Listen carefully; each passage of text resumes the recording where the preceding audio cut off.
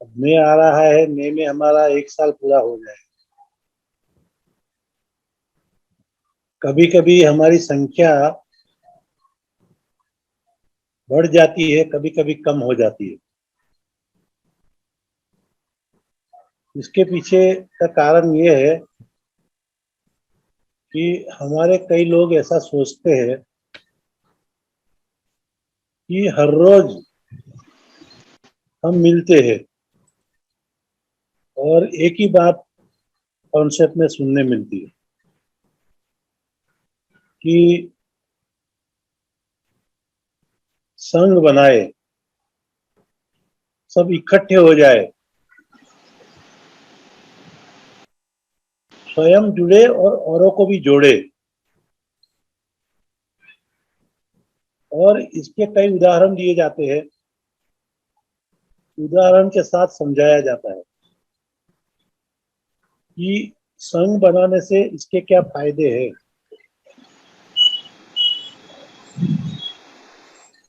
कहा जाता है कि संघ में शक्ति होती है और जब तक हमारा संघ बना रहा तब तक हम लोग साधन संपन्न थे, सुखी थे और शासक भी थे। पर समय के साथ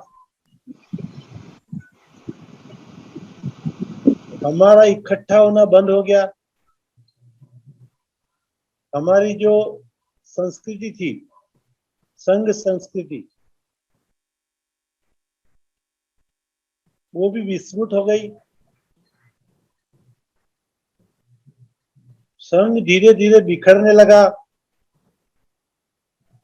और संबंध संघ के सामने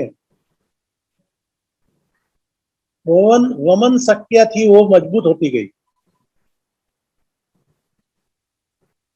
इसके पीछे कई कमजोरी थी हमारी, और वो कमजोरियां को होते हुए हम लोग पिछड़े गए। हम किसी और को दोष देते हैं, ये हमारी आदत पड़ गई है कि जब कभी कुछ होता है तो हम दूसरों को दोष दे देते हैं कि ये इनकी वजह से हुआ, ये उनकी वजह से हुआ। पर हम अपने आप की कमी, हमारे हमारे अंदर जो कमियां है, उसे सुधारने की कोशिश हम नहीं करते। हमें हर रोज क्यों मिलना है? हमें सप्ताह में एक बार संगति क्यों करनी है? हमें महीने में एक बार पूरे महानगर की या जिले की संगति क्यों करनी है? इसके पीछे कुछ तो कारण होना चाहिए, होगा। देखिए, आप लोग ने देखा होगा कि हम लोग हर रोज स्नान करते हैं, हर रोज स्नान करते हैं। कई लोग हर दिन में 2 बार भी स्नान करते हैं गर्मियों में। जबकि हम स्नान करते हैं शरीर को स्वच्छ करने के लिए। शरीर को स्वच्छ करने के लिए हम हर रोज स्नान करना पड़ता है, क्योंकि जो शरीर है वो हम समाज के अंदर और बाहरी जीवन, बाहरी दुनिया में जाते आते रहते हैं। तो बाहरी दुनिया की जो धूल होती है, जो मैल होता है, जो धुआं होता है, वो हमारे शरीर को लगता है, पसीना होता है, और इसकी वजह से मैल बढ़ जाता है। ये मैल को धोना जरूरी होता है। आज धोते हैं, लेकिन कुछ समय के बाद या एक दिन के बाद फिर दूसरे दिन शरीर मैला हो जाता है, फिर उसे धोना पड़ता है, क्योंकि स्वच्छ रखना जरूरी है। जब हम शरीर का मैल धोने के लिए स्नान और जल का उपयोग करते हैं, स्नान करते हैं, और वो हर रोज स्नान करना पड़ता है। उसी तरह हमारे मन पर भी मैल जम जाता है। हम कई लोगों के बीच में रहते हैं और दिन भर में उनसे मिलते हैं, उनके विचार हमारे साथ आते हैं। कभी वो विचार हमें प्रभावित करते हैं, कभी हमारे मन में वो नकारात्मक भावना भी खड़ी करते हैं। हमें हमारे संकल्प से, हमारे ध्येय से विचलित भी करते हैं। और कभी कभी हम देखते हैं कि जो रिस्पांस मिलना चाहिए वो रिस्पांस नहीं मिल रहा है, कम मिल रहा है, तो भी हम हतोत्साह होते। तो ये सारे प्राकृतिक और मानसिक असर जो होती है हम पर, उसके लिए भी हमें मन को भी साफ करना पड़ता है। और ये मन साफ करने के लिए, जिस तरह शरीर को साफ करने के लिए स्नान की आवश्यकता है, उसी तरह मन को स्वच्छ और साफ रखने के लिए बौद्धिक की भी जरूरत है। और हर रोज हम मिलते हैं 8 बजे से 11 बजे तक, 12 बजे तक मिलते हैं, तो उसमें हम कई लोगों के संपर्क में आते हैं। और इस संपर्क में आने के समय में सब अपने अपने विचार भी रखते हैं, अपने कॉन्सेप्ट भी बताते हैं। और ये सारे कॉन्सेप्ट के सेंट्रल में, केंद्र में हमारा इकट्ठा होना है। और इकट्ठा क्यों होना है? कि इकट्ठा रहना, इकट्ठा होना, ये कुदरत का कानून है, प्रकृति का नियम है। जो पक्षी होते हैं, जो जानवर होते हैं, उनमें मनुष्य जितनी विचार शक्ति, समझ शक्ति नहीं होती है, फिर भी वो लोग भी इकट्ठा रहते हैं। इकट्ठा रहते हैं तो बच जाते हैं, इकट्ठा रहते हैं तो बच जाते हैं, और इकट्ठा नहीं रहते तो मारे जाते हैं। अभी ये मेरे भाई ने बताया कि भैंस इकट्ठी होती है तो शेर को भी मार देती है, और शेर हार जाता है, भैंसे जीत जाती है। हम लोग ही इकट्ठे हो जाएंगे तो जीत जाएंगे। हम लोग हमारे महामानव का जो मिशन है उसे अधूरा नहीं छोड़ेंगे, उसे पूरा करेंगे। और जो भ्रांतियां हमारे लोगों के मन में खड़ी की गई है ईश्वर के लिए, धर्म के लिए, ये सारी भ्रांतियां तब तक दूर नहीं होगी जब तक हम हमारे देश की असल संस्कृति, हमारे देश का भव्य इतिहास, हमारे दादा परदादा प्रकृति पूजक थे। हम लोग नदियों को भी माता मानते थे। हम लोग पेड़ पौधों को भी पूजा करते थे, और उसे पेड़ और पौधों को भी पूजते थे। हम लोग पहाड़ों को भी पूजते थे, और इसके प्रति कोई अंधश्रद्धा नहीं थी, कोई धर्म नहीं था आज की तरह का। ऐसे धर्म जो है वो कर्तव्य होता है, धर्म का अर्थ होता है कर्तव्य।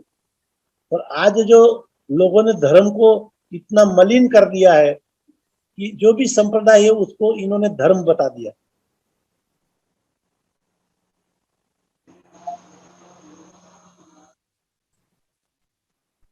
देसाई सर माइक अनम्यूट करिए। माइक अनम्यूट, माइक म्यूट हो गया आपका।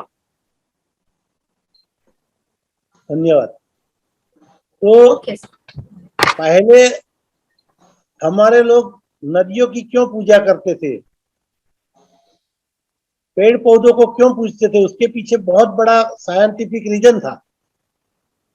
आज जो है वो नहीं था उस जमाने में। उस जमाने में नदियों का उपयोग पाप धोने के लिए नहीं होता था। अगर कोई जितना भी पाप करना है इतना कर लो और कुंभ के मेले में जाइए और स्नान कीजिए, डुबकी लगाइए, सारे पाप आपके धुल जाएंगे। ये जो आज भ्रम फैलाया गया है वो नहीं था, क्योंकि पहले जो नदियां थी वो माता थी, क्योंकि नदियां जो जल देती थी वो जल से हमारा भरण पोषण होता था, हमें अन्न मिलता था नदी के पानी से, हमें पीने का पानी नदियों से मिलता था, हमारे पेड़ पौधों पे पानी मिलने से हमको फल मिलते थे। तो माता का काम करती थी नदी। जैसे कोई भी बालक हो उसका भरण पोषण माँ करती है, उसी तरह नदी वो हमारी माँ थी और आज भी हम लोग उनको माँ मानते हैं, इसलिए कि नदी हमारा भरण पोषण करती थी। और ऐसा नहीं था कि नदी में जाके पाप धुलो, नहाओ, ये सब बाद में वमनों का फैलाया हुआ ब्रह्मजाल है। उसी तरह पेड़ पौधे भी हमें, सबसे ज्यादा पर्यावरण शुद्धिकरण होता है पेड़ पौधों से। सबसे ज्यादा वायुमंडल में जो प्राण वायु है वो पेड़ पौधे देते हैं, और कई पेड़ पौधे औषधि का भी काम करते हैं, उससे हमको औषध भी मिलता है। तो इसके लिए हम पेड़ पौधों की भी पूजा करते थे, इसीलिए हम प्रकृति पूजक भी कहे गए हैं। तो ये सारे जो कारण है वो हमारे समन संस्कृति के हैं। और जब जब हम लोग ये भूल गए और हमने जो सुनाता नहीं है भाई साहब, हम लोग ब्रह्मजाल में फंस गए और हमने पत्थरों की पूजा शुरू कर दी, कर्मकांड के पीछे भागने लगे। कुछ ग्रह बल है जो शनि केतु राहु, ये सब हमको परेशान करने लगे, इन्होंने ऐसा भ्रम फैलाया, तब से हम लोग दुखी हैं।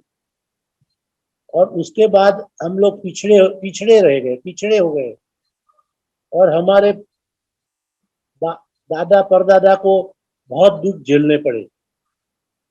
और अभी बहुत सालों के बाद, कई सदियों के बाद हम लोग को फिर से समन संग मिल गया है। समन संग का जो व्यवस्था है वो हमको पुनर्जीवित करनी है। और इसलिए हमें समझना है एक चीज का, कि हमें हर रोज मिलना है, हर रोज हमें ऑनलाइन मीटिंग मिलकर हर रोज कॉन्सेप्ट सुनना है, और मन में गांठ बांध लेनी है कि संघ और संगठन में डिफरेंस है, तफावत है।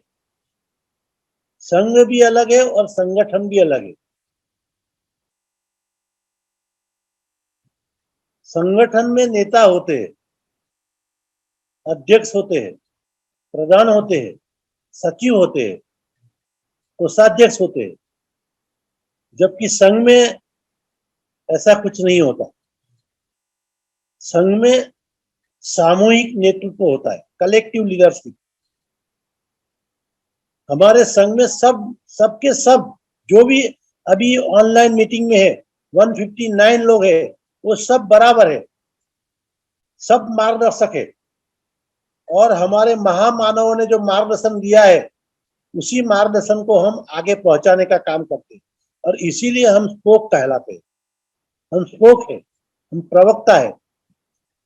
हम हमारे महामानव के विचारों को आगे बढ़ाने का कार्य करते हैं। हर रोज हमको लोगों तक अपने विचार, इनके महामानव के विचार पहुंचाने, और शील, समाधि और प्रज्ञा की जो बात है वो घर घर तक पहुंचानी है। तो इसीलिए हम लोग संघ में कार्यरत है। संघ में जो भी लोग आते हैं वो सारे के सारे स्पोक की जिम्मेवारी लेते हैं। हम स्पोक बनते हैं। स्पोक इसलिए बनते हैं कि हमें हमारा जो मैसेज है वो मैसेज हमें सब लोगों तक पहुंचाना है। हमारे अंदर अहम नहीं होना चाहिए, हमारे अंदर आई नहीं होना चाहिए, वी होना चाहिए। इसीलिए हमने हमारे संघ का नाम वी द पीपल भी रखा है। वी द पीपल, हम लोग। इसलिए आई को हमें तिलांजलि देनी है और वी को हमें जोड़ना है। वी बनना है, हमें एक बनना है, हमें नेक बनना है और हमें समन बनना है। हमें हमारे बाबा साहब ने हजारों जातियां, जो 6743 जाति कही जाती है, उसमें ये डिवाइड करने वालों ने डिवाइड कर दिया था, बांट दिया था। उसको बाबा साहब ने संवैधानिक स्वरूप दिया और उसको 3 घटक में जोड़ दिया, एससी, एसटी और ओबीसी। और वो एससी, एसटी, ओबीसी को आगे जाकर हम फिर समन में बनाएंगे, समन बना देंगे। एक ही घटक समन बन जाएगा। और जब समन बन जाएगा, जब हम सब एक हो जाएंगे, जातियां भूल जाएंगे, एससी, एसटी, ओबीसी भी धीरे धीरे भूल जाएंगे, तब हमारे में सही भाईचारा, सम्यक विचार के साथ, और भाईचारा जब निर्माण होगा तब आज जो दंगा फसाद होता है वो नहीं होगा, आज जो भेदभाव होता है वो नहीं होगा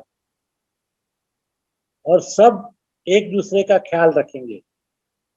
हमारे मन में सबके प्रति संवेदना होगी, सबके प्रति करुणा भाव होगा, सबके प्रति मंगल मैत्री होगी और तब कोई दंगा फसाद नहीं होगा।